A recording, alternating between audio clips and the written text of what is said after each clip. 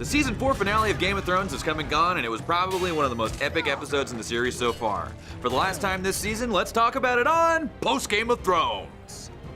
We started right where we left off, with Jon Snow making his way into the forest for a little chat and drink for their fallen homies with Mance Rayder, who despite being the king of a bunch of savages and cannibals, is a very wise and honorable dude and offers a peace or die deal, allowing him passage south of the wall. It looks like things are going, well, south, when all of a sudden, who could it be but Stannis? I finally did something right, Baratheon and the Onion, with more CGI troops than there are trees in the forest. I guess that bank loan really paid off. Stannis kills most of the wildlings and takes Mance captive, magic wanding away problems for the Night's Watch for now. Later, we say goodbye to Gran and Hottie Redhead and share some very touching moments with Johnny Snow.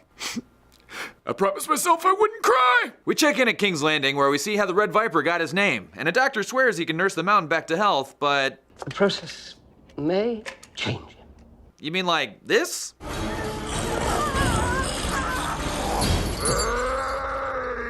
Cersei drops the bomb on her dad for the first time in 4 seasons and then visits Jaime to keep the incest on the show alive, because clearly America just can't get enough of that brotherly sisterly love connection. Oh, dude, that's your sister. Sick. Meanwhile at Marine, Dany is finding out that some former slaves are actually pretty cool with slavery, and also that her dragons are continually misbehaving, so as much as it pains her to do it, it's time for her to put them in time out. While they're in there's a couple of movies she should probably get acquainted with.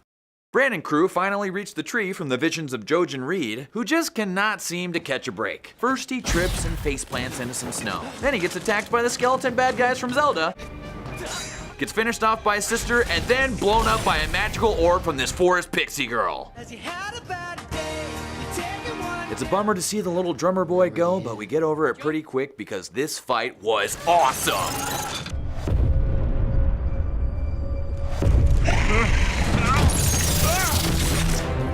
Eat your heart out, Avatar! Oh yeah! The rest of the crew continues on to meet the man behind the three-eyed raven, aka Shang Tsung from Mortal Kombat, in a tree hammock, and almost gets Bran's hopes up. You're going to help me walk again? You'll never walk again. But then blows all of our minds with this tidbit of information. But you will fly. Do you mean like this? Oh, like this. Oh, okay. The My Buddy and Kid Sister story arcs cross paths and look like they might be pals, until they realize who they both are and begin one of the most epic fights we've ever seen, aka the battle below the belt. Timber! With a broken leg and about a dozen injuries later, it looks as though the Hound may be put down, but Arya, in a surprise move, leaves him lying there. I seem to have fallen down a cliff. I'm still alive, but I'm very badly injured. I think my legs might be broken. The wound is beginning to smell a little like almonds. And goes off on her own with a little help from the advice of an old friend. Oh man, you know that shot means the end of the season. And finally, the moment we were waiting for all episode long. Tyrion time! A savior enters the ring, and who could it be but Jaime Lannister, in a very good mood for some reason. After locking down his sister, I guess freeing his brother just seemed like the next logical move. The two brothers share a final goodbye, and then Tyrion goes through the secret door leading to freedom and... Tyrion, what are you doing? Tywin. Oh, she betrayed him and slept with his dad? That is so uncool. Oh no! Ah, there she goes. After killing the only woman he's ever loved, the very grumpy dwarf takes a crossbow to visit his dad on the John. Wait. Tyrion. Okay, wait, what's happening?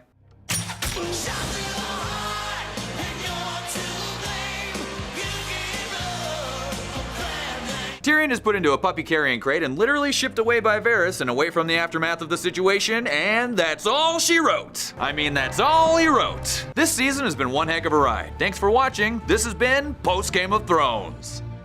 Now time to crawl back into my nerd cave until next season.